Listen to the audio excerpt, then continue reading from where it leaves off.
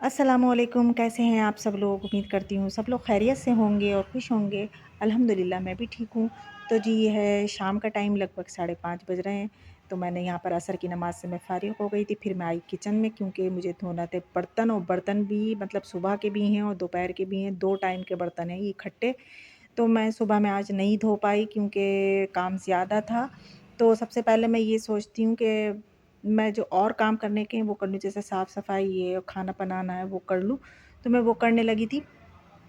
तो हुआ ये था कि सुबह में आ गए थे प्लम्बर भी मेरे घर, कुछ मतलब परेशानी थी, वो पानी जो था ना बैक हो रहा था, तो उनको बुला लिया था, तो वो आए, तो फिर उनको काफ़ी देर लगी, फिर वो चले गए, तो वो सब फर्श वगैरह पर सब पे गंदगी हो गई थी, सब उसको साफ़-सूफ़ करा, पोछा-वोछा लगाया, मतलब इसमें मुझे ज़्यादा टाइम लग गया।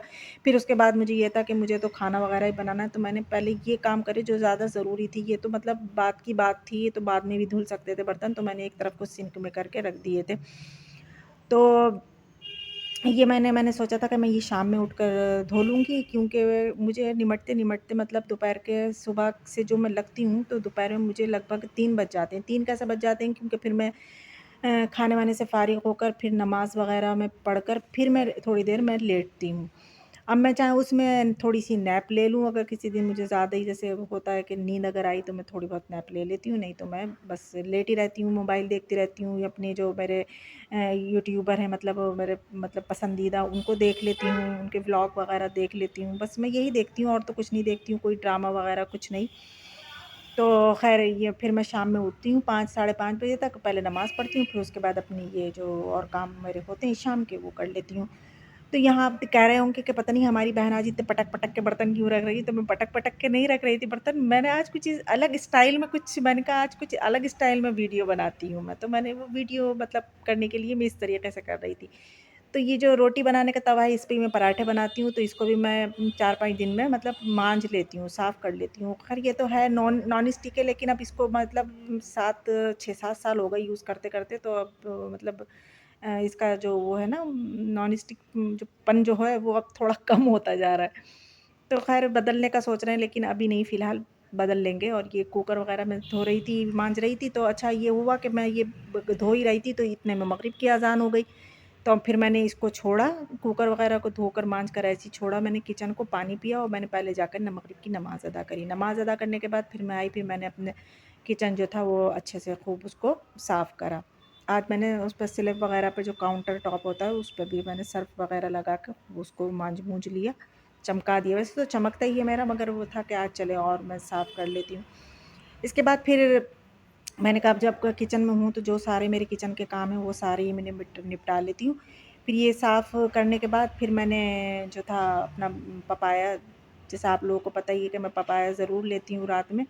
तो पपाया लाई, निकाल कर उसको काटा-कूटा, उसका जो कूड़ा था वो अपने डस्टबिन में जो छोटा वाला उसमें सब में करा।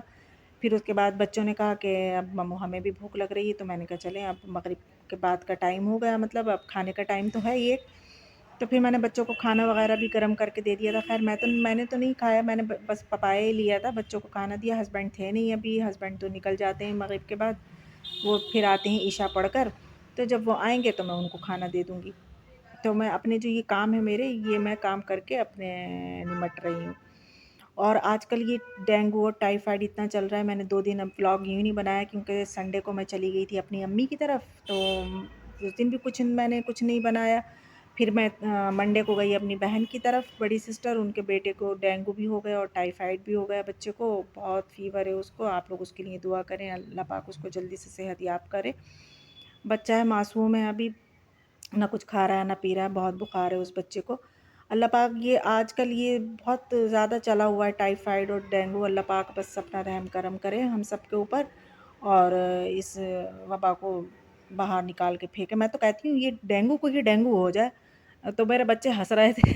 मैंने कहा इस डेंगू को डेंगू हो जाए और ये ख़त्म हो जाए, जो हर साल का यही होता है कि उसको डेंगू होगा, उसको टाइफाइड हो गया। बच्चे बच्चे क्या बड़े क्या अधमरे हो जाते हैं इन बीमारियों में।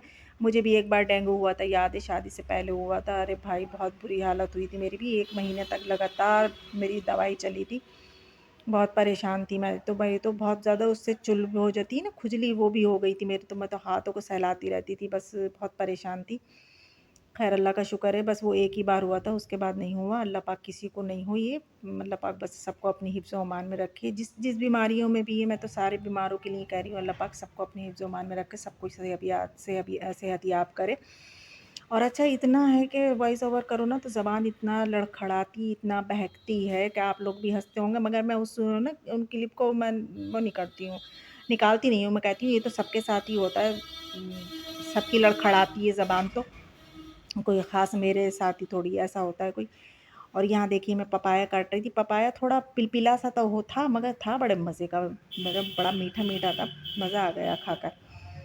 तो यहाँ मेरी बेटी भी मेरे पास खड़ी हुई थी, वो अपनी बातें वही स्कूल की जो मैंने आपको बताया था, बच्चे तो करते ही हैं अपनी स्कूल की बातें शेयर। अच्छा मेरे बेटे को भी ज़रा तबीयत ख़राब है, वो भी आजकल स्कूल नहीं जा रहा है, खाँसी वग़ैरह हो रही है, तो वो भी स्कूल नहीं जा पा रहा है। तो ख़ैर यहीं तक था मेरा व्लॉग। अब मैं बच्चों को खाना वग़ैरह दे दूँगी। अगर आप लोग को अच्छा लगा है तो इसको लाइक करना, शेयर करना, सब्सक्राइब करना।